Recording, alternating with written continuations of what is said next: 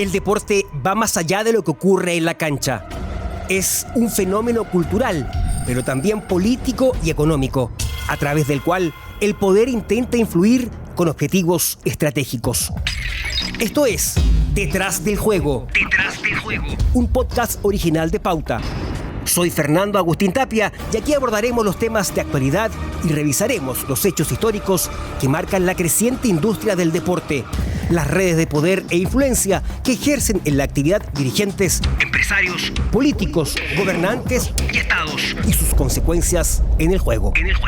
Un podcast original de Radio Pauta 100.5. ¿Puede alguien dudar que la Liga Premier de Inglaterra es el mejor torneo del mundo? It's time to move. It's time to bounce.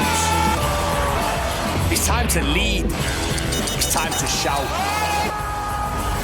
Estadios llenos, con ambientes inigualables, canchas espectaculares, recintos con el máximo confort, seguridad a toda prueba para los espectadores, con una experiencia para los hinchas que incita a volver cada fin de semana.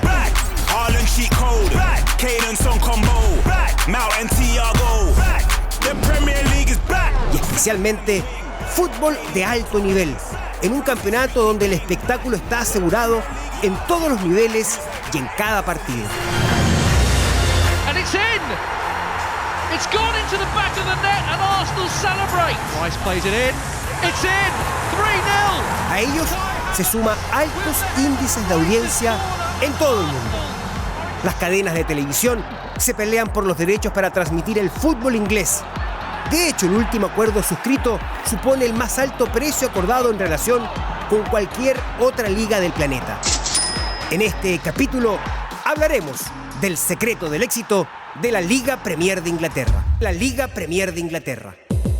Hoy, los inventores del fútbol están dando cátedra de cómo organizar el espectáculo y hacerlo cada vez más competitivo y seguro. Y en estos dos conceptos está radicado el secreto del éxito de la Liga Premier. Seguridad para los hinchas, cuyo hito ha sido la erradicación de la violencia en los estadios, con una fórmula que muchos países han intentado seguir, incluyendo Chile.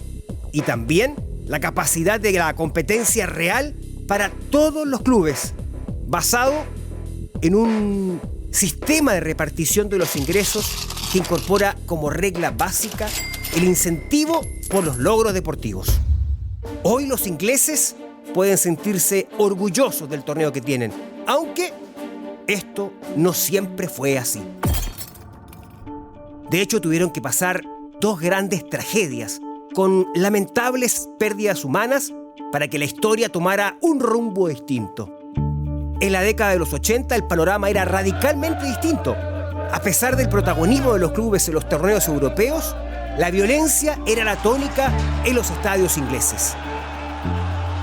La delincuencia desatada por los hooligans en las canchas británicas comenzaba a expandirse por el resto de Europa como una exportación no tradicional y vergonzante.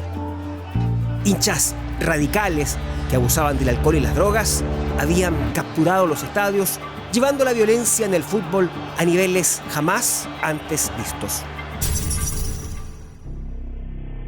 La final de la Copa de Europa de 1985 entre el Liverpool y la Juventus en el estadio de Heysel, Bruselas, en Bélgica, marcaría un punto de inflexión. Fue la primera gran tragedia de la historia del fútbol.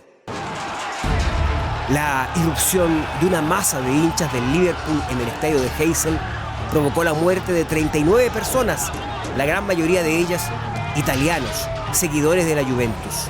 La seguridad sobrepasada por sujetos alcoholizados y drogados provocó una avalancha mortal.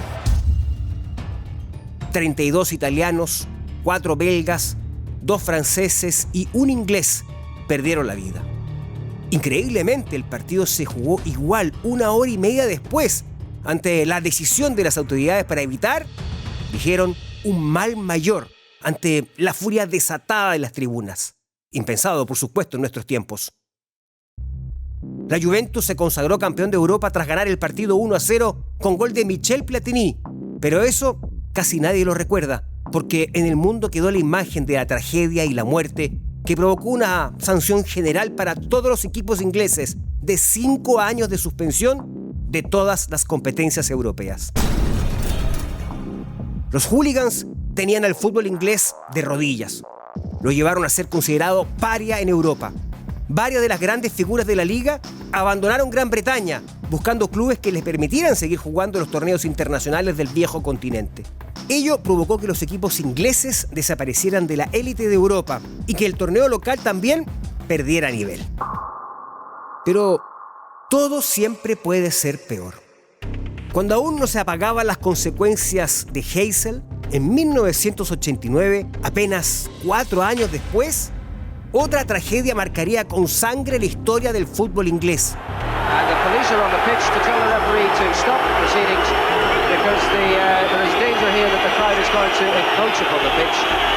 Sería en el partido de semifinales de la Copa FA entre, otra vez, el Liverpool y el Nottingham Forest. Es lo que conocimos como la tragedia de Hillsborough, una estampida provocada por hinchas del Liverpool que acabó con la vida de 96 personas. Las terribles escenas se volvían a repetir. Casi un centenar de hinchas perdieron la vida, atrapadas contra las rejas de una multitud desesperada. Dozens of soccer fans have been injured and it's feared some killed when they were crushed by overcrowding at the FA Cup semi-final match between Liverpool and Nottingham Forest this afternoon at Hillsborough in Sheffield. El gobierno británico entendió entonces que debía actuar con firmeza para acabar con la creciente violencia en los estadios y establecer una política de Estado para enfrentarla y exterminarla. El juez Peter Murray Taylor no solo debió investigar las causas de la tragedia, sino que además elaboró un catálogo de recomendaciones para terminar con el fenómeno de los hooligans.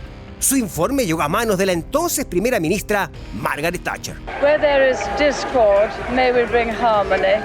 Where there is error, may we bring truth. Where there is doubt, may we bring faith.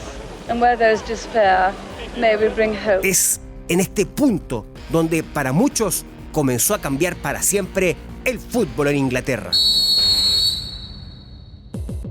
El informe del juez Taylor recomendó varias cosas que hoy parecen básicas. Por ejemplo, el fin de la venta de alcohol en los estadios.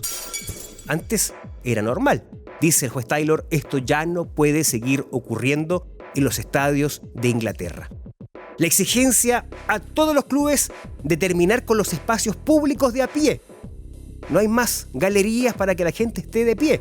Y la obligación de que los recintos tuvieran butacas en el 100% de sus espacios. Una decisión recomendada por un juez allá en Inglaterra ante la tragedia. La implementación de ventas por abonos de las entradas. Y además, la promulgación de una ley llamada la Ley del Hincha, que comenzó a aplicar severas sanciones para los violentistas, que iban desde la prohibición de acercamiento a los estadios 2 horas antes y 2 horas después de cada compromiso, hasta la sanción de por vida para asistir a espectáculos deportivos. Esta, en ese momento, fue una medida absolutamente revolucionaria. Los clubes, además, se comenzaron a ser más conscientes y por iniciativa propia fueron asumiendo sus responsabilidades, elaborando planes de seguridad en coordinación con la policía. Nada de esto parece hoy muy novedoso a los ojos de la situación actual, pero en su momento, claro que sí, provocaron un cambio cultural cuya efectividad hoy podemos observar, disfrutan los hinchas que asisten al fútbol en Inglaterra. La fórmula no ha sido otra que establecer normas claras y sanciones severas aplicadas de forma eficiente por las autoridades. En las canchas británicas, cada asistente sabe perfectamente que un mal comportamiento en un recinto deportivo puede dejarlo efectivamente fuera de los estadios de por vida. Los clubes invierten en seguridad. Para ellos no es un costo, sino una inversión que se devuelve fácilmente, porque el espectador sabe que en el estadio difícilmente algo malo sucederá y lo retribuye con su asistencia permanente, logrando que los juegos luzcan recintos llenos. Wilfried Zaha might just have had the biggest save of his Crystal Palace career in the biggest match on the biggest stage. En la cancha los equipos responden con un espectáculo de alta calidad, en donde se encuentra el segundo gran secreto del éxito de la Premier League: la alta competencia. ¿Y cómo lo lograron? Pues con un sistema de repartición de los ingresos considerado el más igualitario de Europa, en donde un porcentaje importante de los millones de dólares que genera la industria se juega en la cancha, con los resultados, y no es otorgado automáticamente en base a la popularidad, por ejemplo, o los niveles de audiencia que genera cada club. Esto le permite a los equipos más modestos o chicos aspirar a una bolsa de dinero que les concede la opción de reforzar su plantel con figuras relevantes y de esta manera equilibrar la competencia con los más poderosos. Desde la tragedia de Heysel a la fecha, es decir, en casi 40 años, el fútbol inglés logró una transformación revolucionaria. Según un informe elaborado por Football Benchmark, una plataforma de análisis de datos económicos de los clubes, en el periodo 2022-2023, la Liga Premier encabezó el ranking de ganancias en el mundo con una cifra de 6.453 millones de euros. Para que tengan una referencia, segundo quedó la Liga Española, con 3.330 millones de euros, es decir, casi la mitad. El último acuerdo por los derechos televisivos, firmados por las cadenas Sky y TNT para el periodo que viene, 2025 al 2029, alcanzó una cifra récord de 8.400 millones de dólares, es decir, de 2.000 millones de dólares por año, el doble que reparte, por ejemplo, el fútbol español por concepto de televisión. Ni hablar de Chile. Estamos a años luz. 71 millones de dólares por temporada reparte Chile. Saquen la diferencia. 71 millones de dólares en Chile cada año se reparten para el fútbol. En Inglaterra, 2.000 millones de dólares. De acuerdo con la empresa Deloitte, que calculó el año 2023 las ganancias de los clubes del mundo, si bien la tabla está encabezada por el Real Madrid, que es considerado el equipo más poderoso del planeta, segundo y a poca distancia ya quedó el Manchester City. Y dentro de los 10 clubes más poderosos del mundo, 6 de ellos son de Inglaterra. El mencionado Manchester City, el Manchester United, el Liverpool, el Tottenham, Chelsea y el Arsenal aparecen en esta lista. Ahora bien, más allá de las cifras, es importante destacar el sistema de repartición, que para muchos es la base del éxito de esta Liga Premier. Hay que tomar nota, sobre todo si queremos hacer una comparación con el campeonato chileno, que se ha resistido a una repartición más igualitaria y menos a incorporar el mérito deportivo para dividir los ingresos. Ejemplo potente. En Inglaterra, el 50% de los ingresos por derechos televisivos, la mitad, se reparte de manera igualitaria entre los 20 equipos que son parte de la Liga Premier. Un 25% se juega en la cancha, es decir, se otorga en base a la posición en la tabla.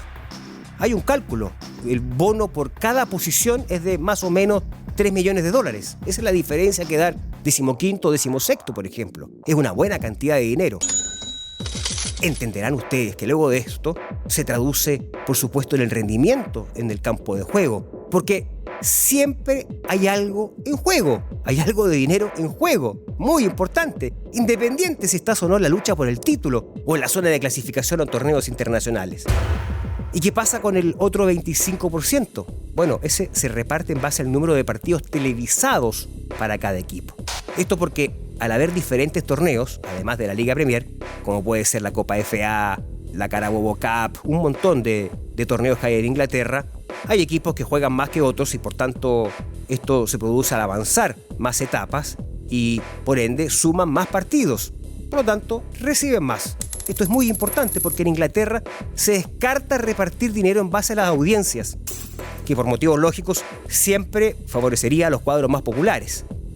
Finalmente, los ingresos televisivos por derechos adquiridos en el extranjero, ahí la repartición es 100% de manera igualitaria para los 20 equipos, es decir, todos reciben lo mismo. En esta danza de millones, cada club tiene asegurado un ingreso anual de, escuche bien, 171 millones de dólares por temporada.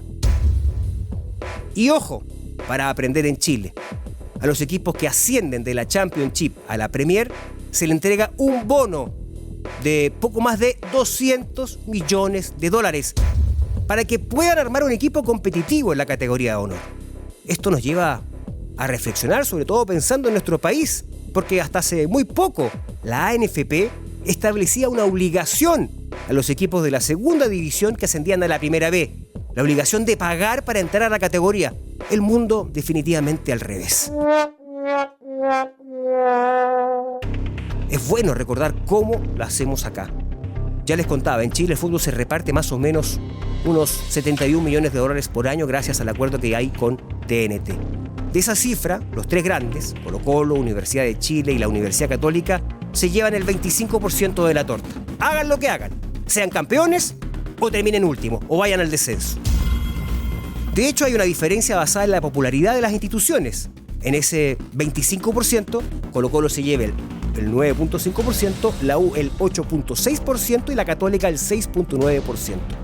Ese es el sistema de repartición considerando los tres grandes. ¿Qué pasa con el resto de los equipos de la primera división? Es decir, 13 clubes de la competencia. Ellos se reparten el 50% de la torta total en partes iguales. También, independiente de sus campañas, cero incentivo deportivo. Y el 25% restante de esta torta que reparte el fútbol chileno se distribuye en partes iguales entre los 16 clubes de la primera B. Para los equipos de la segunda división profesional no hay ingresos, nada de nada. Tampoco un bono por ascender, aunque al menos la justicia ordinaria de nuestro país determinó que era ilegal el cobro por participar en caso de ascender de categoría, como ocurrió hasta hace muy poco, como decimos, en una medida adoptada en la época, adivine de quién, Sergio Jadue en la presidencia de la ANFP. En principio nosotros lo que queremos es que se esclarezca este tema y que todas las personas que son responsables o hayan cometido algún tipo de ilícito o irregularidad desaparezcan del fútbol completamente. En fin, por algo, la Liga Premier está donde está y nosotros seguimos intentando salir del subdesarrollo futbolístico. Bien harían nuestros dirigentes y las autoridades políticas en tomar más en serio el ejemplo de Inglaterra para, fundamentalmente, erradicar la violencia en los estadios y provocar un cambio cualitativo en nuestra actividad. El secreto del éxito en Inglaterra no es otro que tener un espectáculo seguro y de calidad. And Sterling scores for Chelsea on the turf of former friends, and the champions trail on their own patch. There's a twist in the tail.